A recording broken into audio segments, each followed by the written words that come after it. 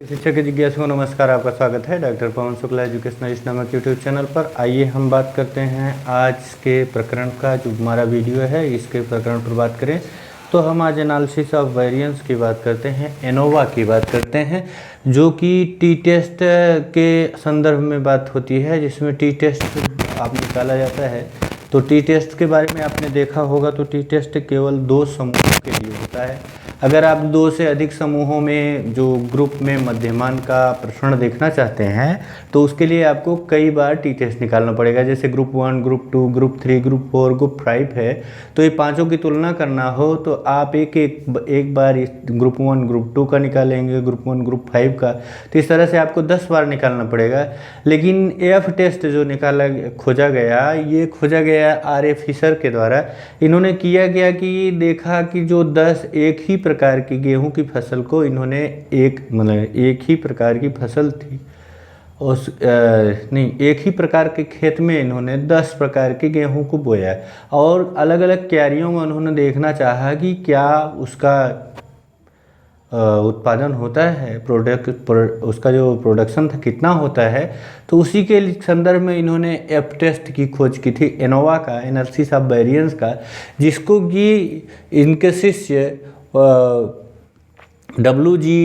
स्नेडेकर ने उनके सम्मान में इसे एफ टेस्ट या एफ रेशियो कहा है, इसका नाम दिया, और तब से यह एफ टेस्ट या एफ रेशियो के नाम से जाना जाता है। यह टी टेस्ट से बड़ा है क्योंकि टी टेस्ट जो है 2 समूहों तक सीमित है और यहाँ एक बार में कई समूहों का प्रसरण विश्लेषण किया जा सकता है। विश्लेषण का मतलब आप जानते ही हैं कि छोटे छोटे भागों में समझना। तो विश्लेषण यहाँ प्रसरण का किया जाता है, तो प्रसरण का विश्लेषण 1 से अधिक समूहों में किया जाता है। तो देखिए, स्वतंत्र चर के आधार पर एनोवा 2 प्रकार का होता है। स्वतंत्र चर का मतलब जब आप जिस चर का अध्ययन करना चाह रहे हैं, जैसे यहाँ उदाहरण में आपने देखा कि जो मिट्टी थी, जो जमीन थी जिसमें बोया गया है 10 प्रकार का गेहूँ, वो मिट्टी एक अलग स्वतंत्र चर है, तो एक स्वतंत्र चर था। तो जब स्वतंत्र चर अलग अलग प्रकार के होते हैं तो यहाँ 2 प्रकार के एनोवा का प्रयोग होता है। एक सिंपल एनोवा, साधारण एनोवा होती है, और दूसरा कॉम्प्लेक्स एनोवा होती है। तो आज के वीडियो के इस अंक में हम बात करते हैं सिंपल एनोवा की। सिंपल एनोवा का उपयोग तब होता है जब प्रतिदर्श का विभाजन यादृच्छिक ढंग से किसी एक स्वतंत्र चर के आधार पर कई समूहों में हो, अर्थात ये नॉर्मल प्रोबेबिलिटी के रूल्स को फॉलो करता हो और एक ही चर के आधार पर अलग अलग समूहों में बांटा गया हो। इसे एक मार्गी वन वे एनोवा कहा जाता है। इसमें कुल प्रसरण को मूलतः 2 भागों में बांट करके विश्लेषण किया जाता है। जो कुल प्रसरण है कैसे निकाला जाएगा, उस कुल प्रसरण को 2 भागों में बांट के विश्लेषण किया जाता है। तो पहला विश्लेषण होता है बिटवीन ग्रुप वेरिएंस, यानी समूह में जो इसका जो आंतरिक जो समूह का विश्लेषण होता है बिटवीन ग्रुप, यानी एमंग वेरिएंस, यानी बाह्य विश्लेषण जो होता है उसको देखते हैं। और विद इन वेरिएंस, यानी जो समूहों के मध्य, समूहों के बीच में जो समूहों का आंतरिक विचलन है उसको, तो इसे बिटवीन ग्रुप वेरिएंस और इसे विथ इन ग्रुप वेरिएंस कहते हैं। तो एफ टेस्ट जो होता है यह दोनों का अनुपात होता है। F test between group variance और विथ इन ग्रुप वेरिएंस का अनुपात होता है, जिसको कैलकुलेटेड वैल्यू को फिर हम टेबल में देखते हैं, उसके आधार पर इसको निकालते हैं। तो आइए एक उदाहरण से हम बिना समय गंवाए आगे बढ़ते हैं और बिटवीन ग्रुप वेरिएंस और विथ इन ग्रुप वेरिएंस के कैलकुलेशन को समझना चाहते हैं। मैंने आपके सामने एक एग्जाम्पल दिया है, एक ग्रुप 1 है और एक ग्रुप 2 है। आपको मिलेगा तो उसका एक्स मिलेगा, सीरियल नंबर है 10। एक उदाहरण मान लीजिए है कि ये 10 विद्यार्थी हैं और इन 10 विद्यार्थियों का टेस्ट लिया गया है।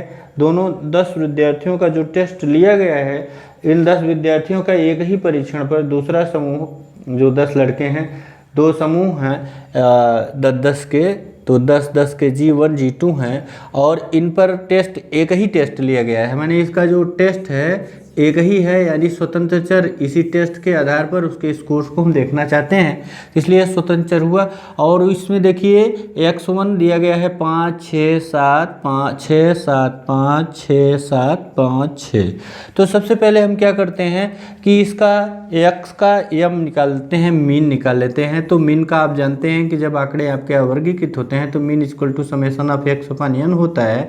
और समेशन ऑफ x निकालें तो 5 6 11 7 18 6 24 7 23 23 5 28 6 34 34 7 43 5 48 34 7 43 43 5 48 6 इसमें देखिए टोटल कितना आया, 6 5 11 7 18 18 6 24 24 5 29 7 7 36 36 6 42 42 7 49 49 6 55 55 5 60। टोटल ये आया आपका समेशन ऑफ एक्स आया 60 है और समूह संख्या है 10, तो इसका मीन आ गया 6।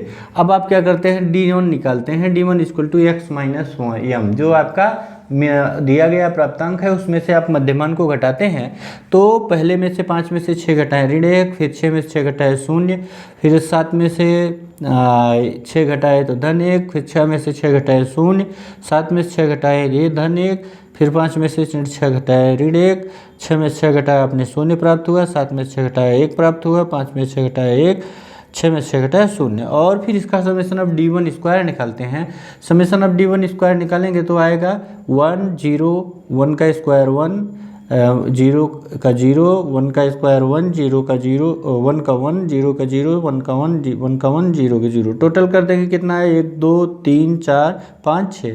समेशन ऑफ D1 स्क्वायर आपको कितना प्राप्त हुआ, समेशन ऑफ D1 स्क्वायर प्राप्त हुआ 6। तो आप जानते हैं वेरिएशन निकालते हैं तो summation of D1 square upon n हो जाता है। तो S D equal to summation of D1 square upon n, तो समेशन ऑफ D1 स्क्वायर 6 प्राप्त हुआ है। तो 6/10 इक्वल टू 0.6। ये भी वेरिएंस 1 आपको प्राप्त हो गया इसका। अब दूसरे ग्रुप के वेरिएंस को हम देखें तो इसका जो डाटा दिया गया है 6 7 5 6 5 7 6 5 5 8। तो इसका आप मीन निकालेंगे तो 7 6 13 5 18 6 24 5 29 29 7 36 36 6 42 42 5 47 47 5 52 8 60। कितना आया टोटल, 60 आया। तो m बराबर आप जानते हैं समेशन ऑफ एक्स अपान 10 होता है, तो 10 आपका हो गया 6। तो 6 इसमें से घटाइए, 6 एक्स D2 क्या प्राप्त होगा आपको, D2 equal to x2 minus M2। तो 6 minus 6 equal to 0, 7 minus 6 equal to 1, 5 minus 6 equal to 6 minus 1, और 6 minus 6 equal 0, 6 minus 5 minus 6 minus 1, 7 minus 6 plus 1, 6 minus 6 0, 5 minus 6 minus 1, 5 minus 6 minus 1, 8 minus 6 minus 2। अब आप क्या करते हैं, D2 स्क्वायर निकालते हैं। अब आप समेशन D2 स्क्वायर निकालेंगे तो क्या है, D2 स्क्वायर का मतलब जो ये है इसका वर्ग, तो 0 का स्क्वायर 0 हो गया, 1 का स्क्वायर 1 हो गया, और फिर 1 का स्क्वायर 1, 0 का स्क्वायर 0, 1 का स्क्वायर 1 1 1 0, फिर 1 का स्क्वायर 1, फिर 1 का स्क्वायर 1, और 2 का स्क्वायर 2।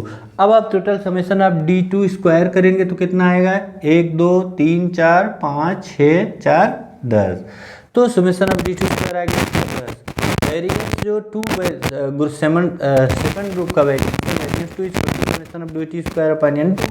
तो समेशन ऑफ D2 स्क्वायर कितना है, समेशन ऑफ D2 स्क्वायर आपका है 10 आया है, तो 10/10 कितना हुआ 1।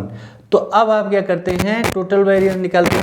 Variance summation of D1 square D2 square, यहाँ देखिए summation of D1 square plus summation of D2 square upon n1 plus n2।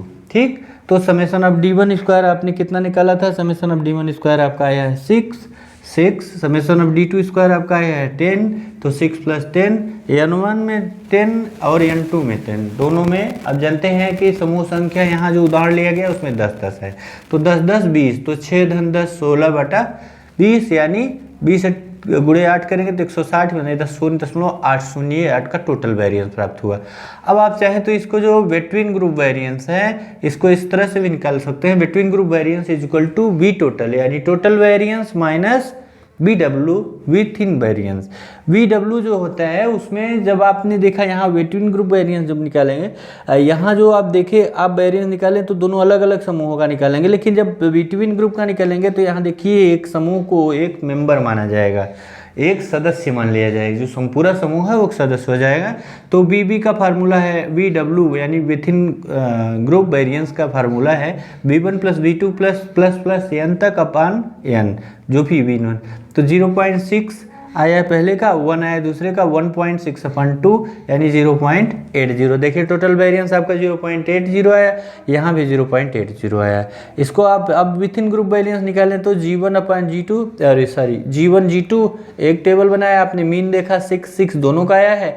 Deviation आप जोड़ो, समेशन ऑफ डी जोड़ेंगे तो इसका डी जोड़ेंगे तो ये जो डी है देखिए 1 से कट गया, 1 से कट गया, -1 -1 2 इससे कट गया, यानी 0 आया समेशन ऑफ डी। और इधर भी ऐसे ही होगा, 1 से कट गया, यहाँ भी टोटल 0 आया। तो ये डेविएशन 0 है तो स्क्वायर भी 0 हो गया। तो between group variance equal to summation of D square upon N, यानी 0/0। तो जो आपका जो बिटवीन ग्रुप वेरिएंस है, जो एमंग वेरिएंस है, यानी जो लार्ज वेरिएंस है, वह कितना है, वह आपका 0 है। तो एफ टेस्ट का मान कितना है, यहाँ पे एफ टेस्ट का मान आएगा 0। आपका बिटवीन ग्रुप वेरिएंस आ गया 0 अपन कितना 0. इसका between group with in group कितना है आपका, विथ इन ग्रुप वेरिएंस आया है 0.8।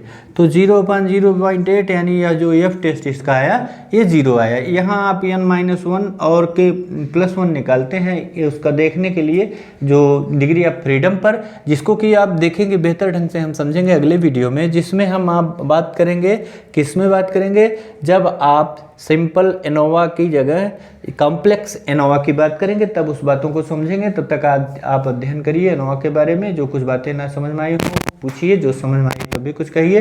चैनल लाइक शेयर सब्सक्राइब कर लीजिएगा।